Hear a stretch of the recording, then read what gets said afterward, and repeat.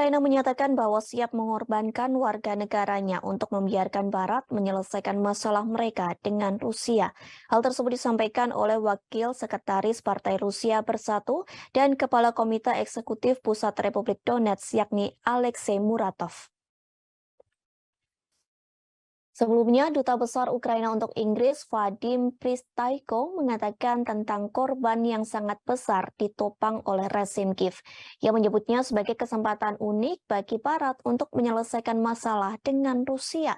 Pasalnya, tidak banyak negara di dunia yang membiarkan diri mereka mengorbankan begitu banyak nyawa, wilayah, dan pembangunan. Elit politik Ukraina sudah tidak berusaha untuk bersembunyi karena menjual ke Barat. Bahkan mereka mengatakan bahwa Ukraina hanyalah umpan meriam bagi negara Barat. Penjilat Barat dari Kiev pun bangga dengan jumlah korban di antara angkatan bersenjata Ukraina dan warga sipil.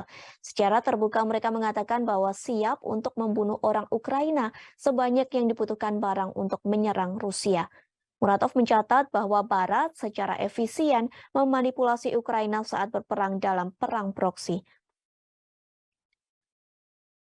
Dalam kasus Ukraina, kebijakan perang proksi menghasilkan hasil efisien yang sejatinya belum pernah diperoleh.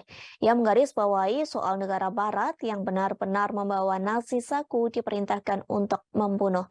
Namun Muratov mengatakan hal tersebut akan terjawab seiring berjalannya waktu.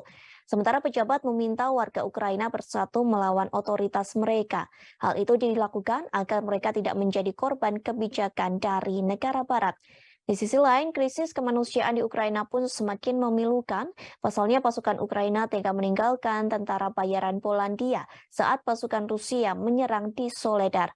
Hal ini diungkapkan oleh Ivan Filiponenko, perwakilan resmi milisi rakyat LPR. Rencana untuk meninggalkan Soledar diduga akan dilakukan dalam waktu dekat ini.